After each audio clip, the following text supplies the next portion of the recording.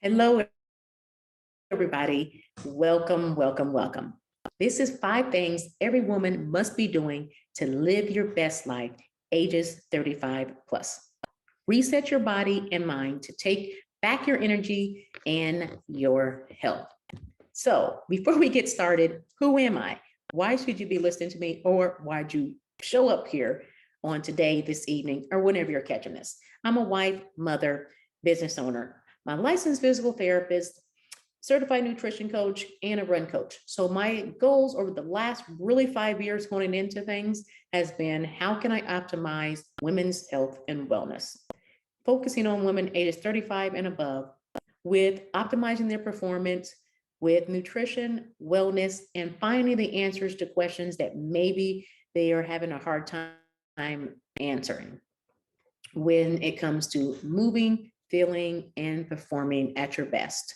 I also am a sufferer of having thyroid issues, knee arthritis. I've had 4 knee surgeries, so I know when it comes to frustrations and pain, where trying to search for different resources and things to be able to get answers. Coffee and wine lover. And I would probably say music junkie and Golden Girls groupie. So let's dive right on in.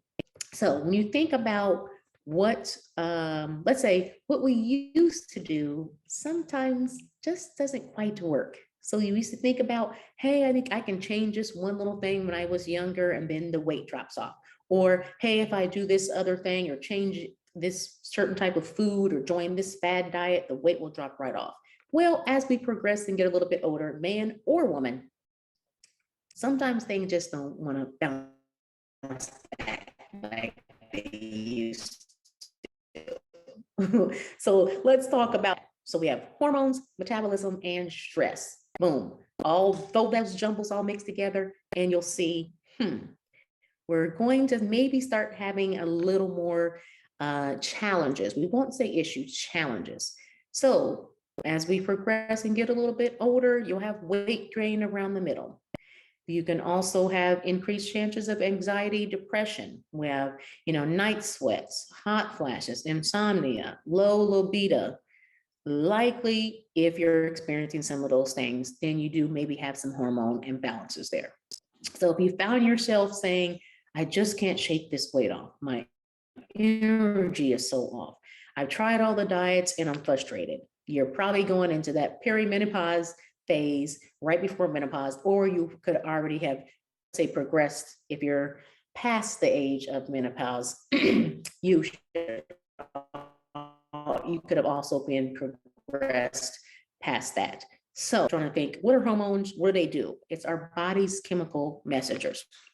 So hormones like cortisol, progesterone, estrogen, testosterone, and others you can toss in there, some thyroid, and some insulin. So when you think about all those things working together or having to work together, they all shift and change. All those levels are going to change within women and males as well as we progress and get older and more wiser.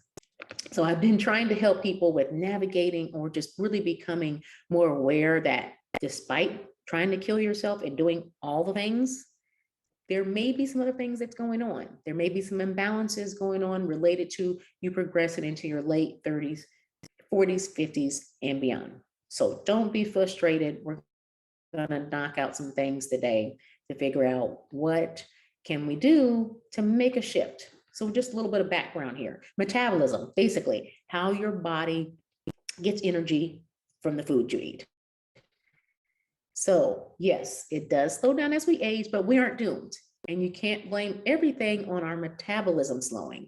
You probably might have used that before. And it's okay that in some contexts, yes, it is changing and it is slowing, but there's things we can do to back ourselves up out of there. Last but not least, stress. Stress, as we see, it can straining force and influence. Sometimes there's good stresses that we have to have, but some of us are so overwhelmed in caring for others in the day-to-day that we don't even know how, that we're even stressed. We just think that is this the normal reaction to our everyday life. So when you headaches, sleep issues, mood swings, muscle aches, all the things, those are all signs our body is telling us it's being pushed and it's getting stressed. So try, sometimes those triggers are hard to pick out because we're in a constant state of stress, a constant state of go, go, go. So when we pop back to those hormones, cortisol is the stress hormones. It's our body's built-in alarm system that helps regulating mood, motivation, fear. So cortisol does play an important role in a number of things that our body does.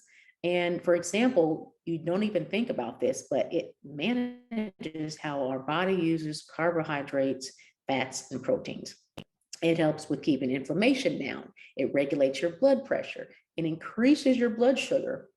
It controls our sleep-wake cycles. And also is a way that can boost energy so you can handle stress balance afterwards. So if you think about the actions of what stress can do, good stresses and bad stress, and that hormone cortisol going out of control, you'll be able to kind of build a picture on why some of the things we've been doing have been more challenging to do with losing weight, with our eating habits and things like that. It all works together. So when we come down to it, there's no magic bullet to it. It's a series of small changes and a series of things that be more beneficial for us to start incorporating and start feeling like, hey, I think I can make a change in this area. But these small steps lead to big gains. It's not throwing the baby out with the bathwater. It's not radical change. Today I'm going on XYZ this, and I'm gonna just kill it for these days. And then our body gets worn out. And it may not be the right stimulus for us. It's not the right fit. There's no one size fits all when it comes to being able to find what worked for you. But there's a couple standards, and here's are the top 5 plus a bonus one at the end that I'd like to definitely look at. So number 1, one of my favorites, strength training, AKA resistance training. So we're talking about exercises that work muscles against an opposing force to increase strength. So sometimes strength training can be confused with going to a group exercise class and we're doing high intensity interval training, boom, boom, boom, stations, step aerobics, doing high cardio based exercises. That won't be strength training. So that's normally a go-to for a lot of ladies because that's what we're comfortable with. It's easy to get into a group class. But I really, as we talk about this a little bit, you're going to be able to see there's some benefit to incorporate into your daily activities or into your weekly exercise routine. So as we age, we lose muscle mass, but that can be slowed down or even stopped with resistance training. Your own body weight to start is perfectly fine. Lifting dumbbells, lifting full water jugs, a backpack full of books, and one of my favorites out of the box weights, a cinder block.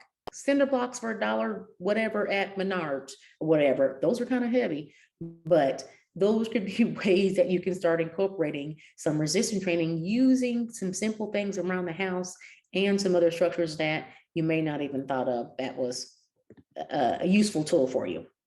So one thing I always have to put out and have to do is that we're not miniature men. So why do we have to have the same program? We build muscle in the similar ways, but sometimes some of our programming is going to look a little bit different. So being able to have something that's customized to you, your ability, whether you have a history of back pain, knee pain, hip, whatever it may be, and not just getting thrown into the hustle and bustle of, this is the standard workout that I give to everybody. So really having it catered specific to you is important key. So here's a little bit about how some body changes can occur with strength training. So you think about resistance training, it's going to increase the insulin signaling, it's going to increase your lean body mass and decreasing abdominal fat. I know a lot of us would like to see that midsection be a little slimmer. Then raise your hand. I know I can't see you, but go ahead and raise your hand. I would like to see those areas change. With the insulin sensitivity, that's going to help with all these factors play a role in decreasing that risk of diabetes. Also, if you have diabetes, incorporating that resistance training into your plan also helps with decreasing those blood sugar numbers and your A1C, which is one of the indicators or markers of diabetes. So I really point this out because those risk factors begin to increase as we get older, and sometimes we're not even being tested to see where we're at. And if we are, we have no clue what the numbers are. So when it comes to, I know it's got fancy terms on there, mitochondrial function, basically that means it increases your resistance to fatigue. So it's like an energy boost. You exercise longer before you get tired. That's one of the things that strength training allows you to do. With the insulin sensitivity, your body's better able to use the insulin, and therefore your blood sugar decreases. So it can lead to prevention of diabetes, pre-diabetes. And then the other bonus with that resistance training is that it can even rev up, keep your body burning longer, even up to 24 hours after you've done your resistance training. You don't get that effect with cardio-based training. Once you're done with the training, you're done with the training. Resistance training keeps that fire burning, that metabolism going, which helps your body become a more efficient fat burner, decreasing those levels, slimmer, increasing muscle mass. That helps you be a more stronger and sexier lady. All right, so look at some things, difference between strength and cardio. Strength training, recommendations 2 to 3 times per week. You can do some things with circuit training, especially if you want to start out safely. If you have a gym that you're going to and that has a series of circuit where you could do an exercise for a certain amount of time. If you're more doing things at home, starting out with body weight. That body weight training is perfectly fine to start, but you don't want to have 5 aggressive change in your strength training to be able to get the strength capabilities. So slow, you can break it up. You begin one set of one exercise, make sure you warm up, cool down. And with that strength training, if you find that you're like, oh man, I'm getting really sore, I need to take ibuprofen, all that, don't worry about taking the ibuprofen. That soreness is going to be normal. Difference between soreness and pain. So you might have to decrease your length of time and your intensity until your body is better able to handle that. And then you continue to put that progressive load on it and continue to progress slowly. Having direction with that is perfectly fine. So cardio-based exercise, or really cardiovascular exercise, or exercise together, strength and cardio together. The current recommendations are 150 minutes of moderate to intense exercise, or 90 minutes of vigorous intensity per week. So guess what? You can work harder for a short period of time and still get the benefits of improving your health. Good stuff. Number 2, let's roll it right on in. Good old hydration. So your water game has got to be on point.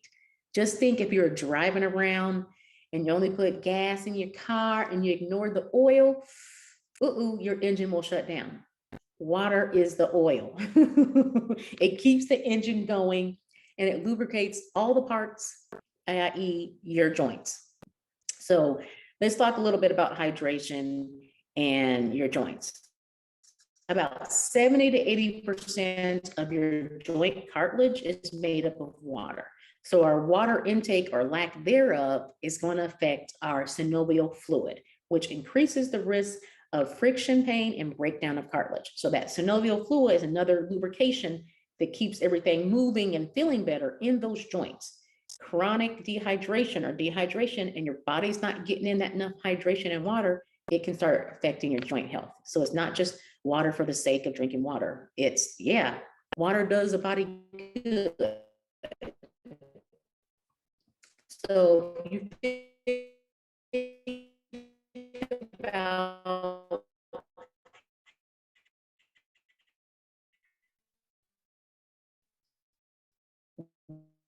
water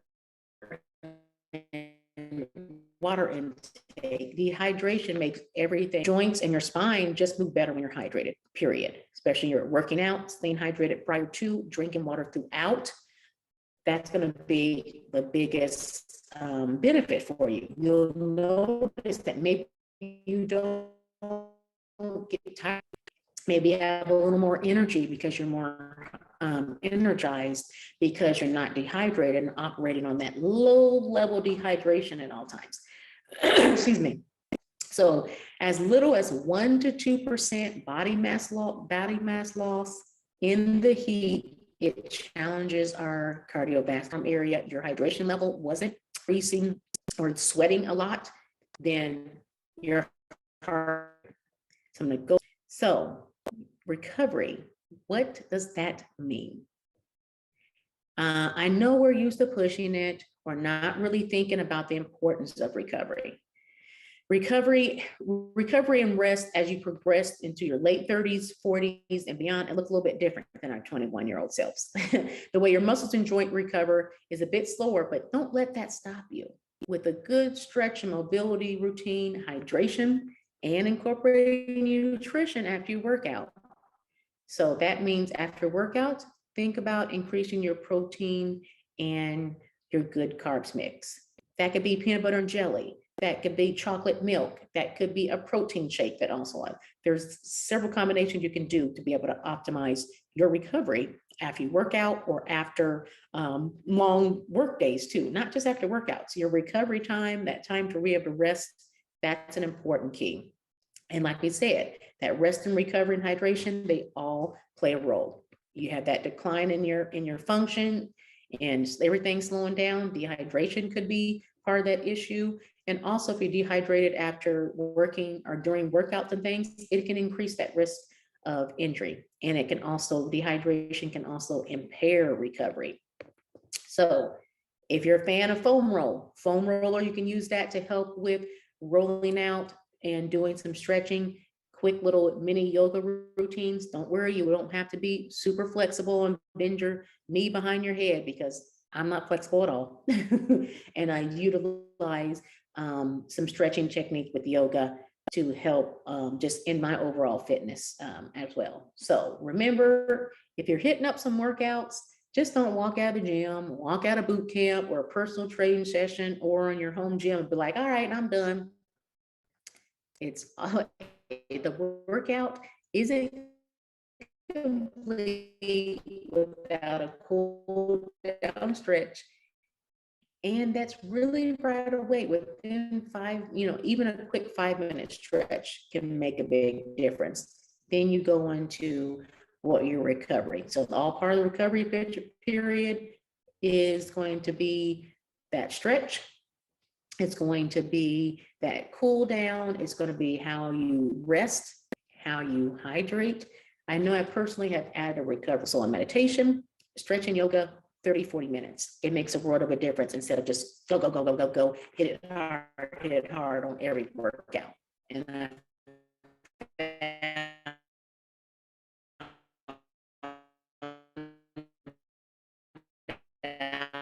with managing, with having some thyroid dysfunction as well, those higher intensity and go workouts do the opposite effect.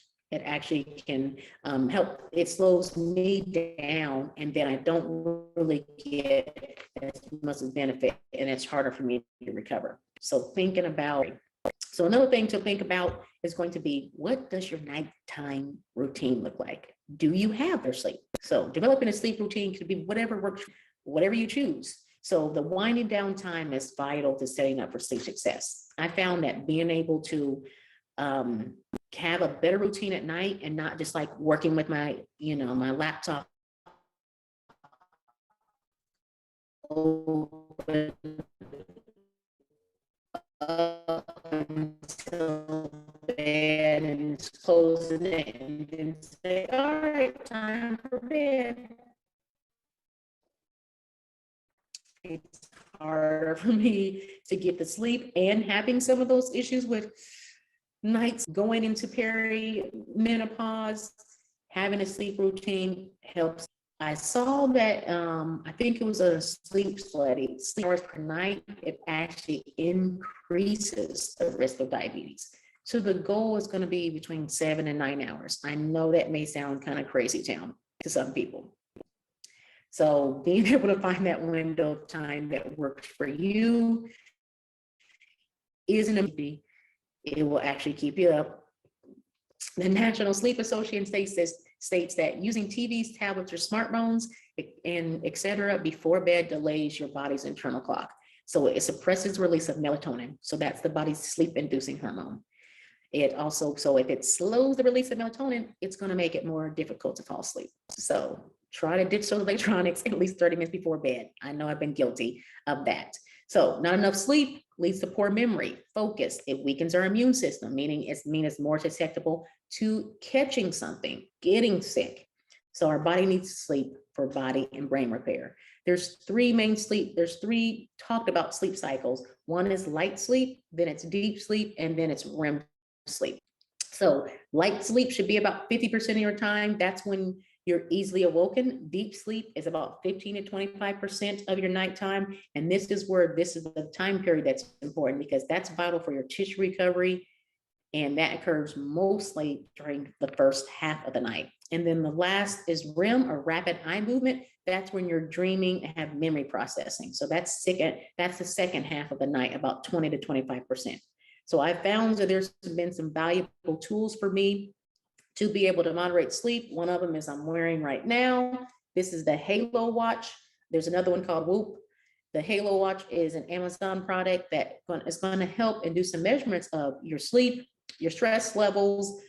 It does a body scan analysis, and also has different exercise programs that you can use and different tools based on your body composition to really help you. So I've been getting some valuable input from wearing this thing and using the app to look up information over the last few weeks. Something to think about. It's called Halo. I don't know his name, but you look it up, Amazon and Halo, boom, it'll pop right up. Number 4 is to take care of aches early. So what does that mean? Let's first talk about what is not normal. Back pain, knee pain, foot, shoulder. You get where I'm going. It is not a normal part of aging to have pain or chronic pain with daily activities, sports, working out. So when is it time to get that thing that's been bothering you checked out? So within 7 days, you have stretch, you have foam rolled yourself to death, and their pain is still there. See a physical therapist. Pain begins while exercising or after you stop. It lingers for hours and then into the next day. See a PT. Find a trusted PT to be able to figure out the cause of what's going on. If you can't put any weight through your foot or take 3 steps, say after you twisted your ankle a little bit, if you can't put any weight through it or take 3 steps, you need to see a medical doctor.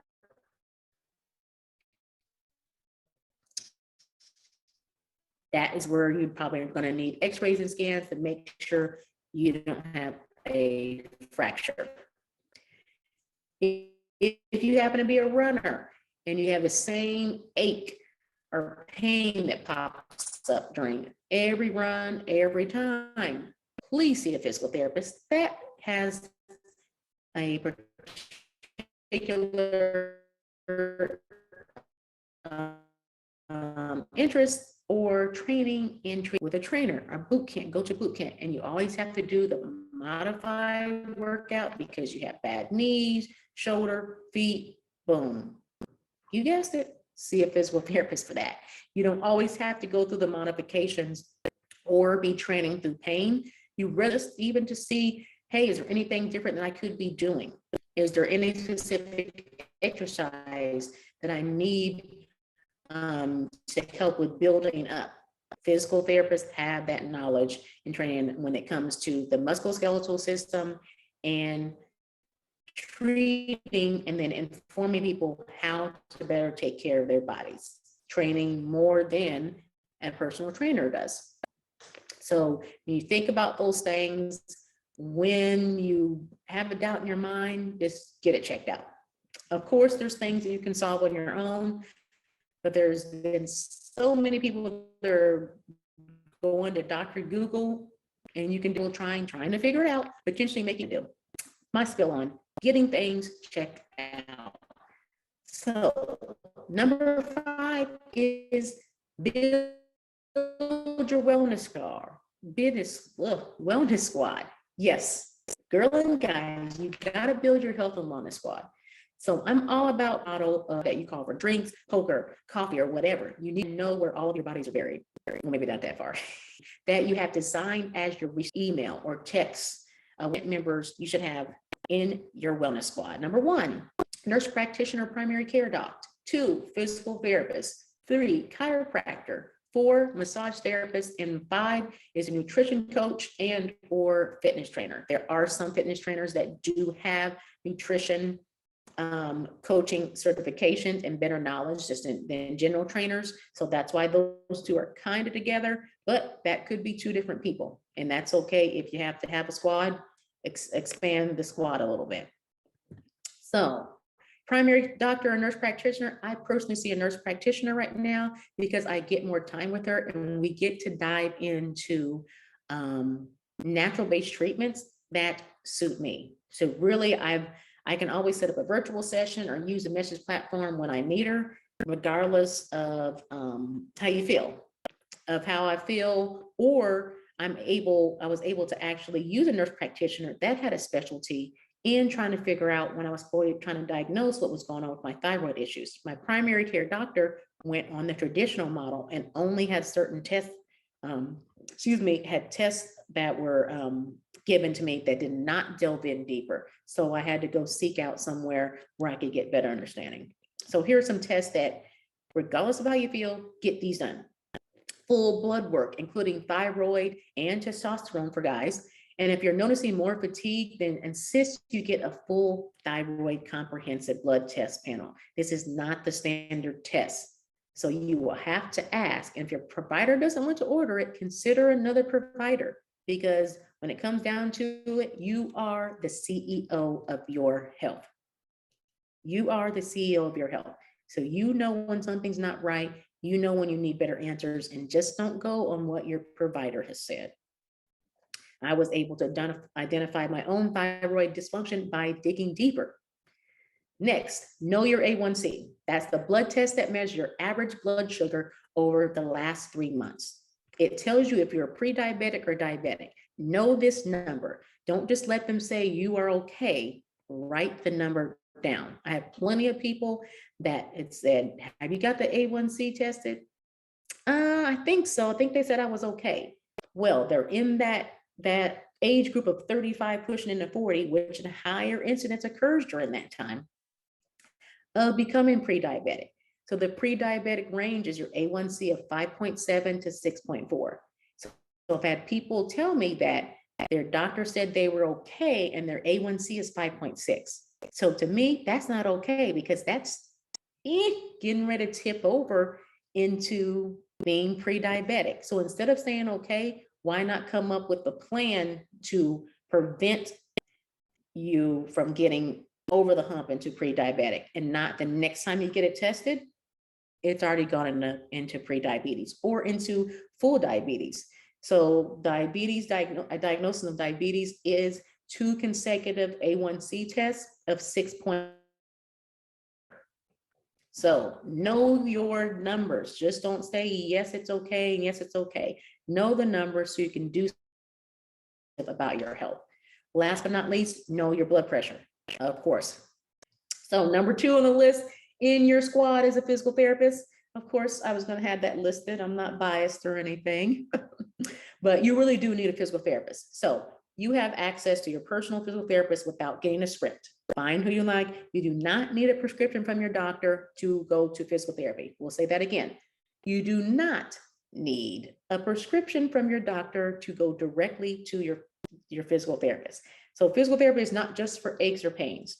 You can use a physical therapist when you want to start a new exercise program and you've been out of it for a while, and you want to be able to get a screen to see, are there areas that you should pay more attention to? Are there different risk factors for exercises you're going to be starting, where we have the knowledge and training as that musculoskeletal specialist to be able to identify those things. You can set up a movement screen performed by the physical therapist to help get you started on your journey to help decrease injury. Also, another key, Have you recently had a baby, or you even have little ones under the age 5? I recommend an assessment to look at your pelvic floor muscles. Now, there's specific pelvic floor PTs, but that's what they do. Their training goes beyond postpartum, and the doctor saying at 6 weeks, you're cleared to go exercise, and you have no plan on what's safe and how to do things, progress things safely. Also, do you have a history of back, knee, shoulder pain, and you want to work with, or you've been working with the personal trainers, then go and get checked out by a physical therapist. You can look, you can be able to get some things that the physical therapist can correspond with the trainer, so the trainer can have a better plan for you. And also, another thing is people shift in and are looking to try to accomplish a new fitness goal, and you want to check out your risk for injury or help stop an old injury that you have from popping up. A physical therapist can help with that. Next is chiro. Chiropractors and physical therapists have similar training.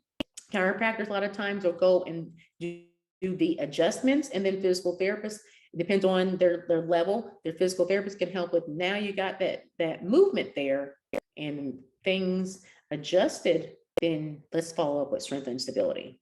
4, massage therapist. Love it. Definitely good. Therapeutic reasons, stress reduction, relief, have you a massage therapist on hand. And last but not least, obviously that nutrition coach or fitness trainer. Remember, when it comes to those movement and fitness and weight loss goals, your medical doctor most likely cannot help you with that. They are generalists. They are work at a specific thing, but they're not going to be the specialist go-to for designing a customized program for you. As well as if you're going to a personal trainer, depending on their level and their certifications and with your particular history, they may not be the person that you need to go to for your nutrition as well. So you may have to have 2 separate individuals to be able to address those specific things.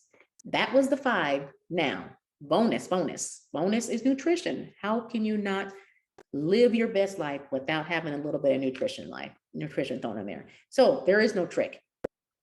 There's no fad diet, no special drink elixir, no waist trainer. You have to put in the work and sometimes go back to basics. So areas to investigate if you're into your 30s, 40s, and beyond are going to be removing non-fermented dairy like milk and cheese. That could assist with repairing any gut health issues. Get checked to see if that's an area for you. So the gut is basically the unspoken key to your immune system. If you're experiencing bloating, heaviness, then you may want to consider an elimination diet of these potential triggers. So they could be gluten could be a trigger, dairy could be a trigger, especially in women. You want to change your mindset on what eating means to you, not a fad diet, not looking to see what a friend does, maybe making adjustments in nighttime snacking.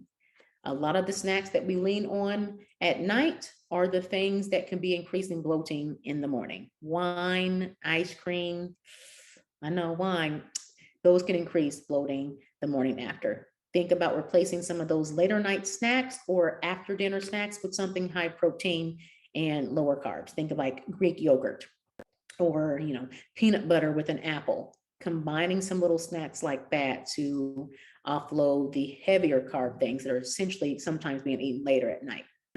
As we get into our 40s, 50s, and 60s, high protein is going to be an important key. So think about starting your morning out with a high protein breakfast. And that means something or multiple things that have 20 grams of protein or more, putting that all together. So when it comes down to it, people are used to trying all the things, jumping onto the newest fads or diets, what's working for a friend, but getting help is key. There's no one size fits all, but these are the 5 things plus bonus to help optimize your life as you progress into your 30s, 40s, 50s, and beyond. So here's ways that you can connect with me. You can send me a text directly. My number is listed right there, setting up a free consult if you've been trying to figure out all the things. And here, what's going to be the best fit for you. And also being able to opportunity hop on my email list in which I send out tips and strategies to help optimize your health and your wellness. So you want to set up a free consult, go ahead and text me. Or if you want to hop on the email list, just go ahead and text your name and your email address so that we can set up something so that we can better assist you and get you on the right track of taking back your health now, not waiting till next year, not waiting till after the holiday, not waiting till ... Find me on Instagram at Dr. Latisha PT. I have a Facebook group called Everyday Woman Wellness to take a look at. My first podcast is Runners University, Women's Guide to Running After 35. And then my newest podcast is coming up in the next few months, which is going to be called the Feel Better Naked podcast. Me and my real good girlfriend are pairing up to form that podcast together. Wonderful opportunity today to be able to show people and show women that you're not alone and that there are resources out there so that you can live your best healthy, mobile, drug-free, and surgery-free life now and forever. Bye-bye.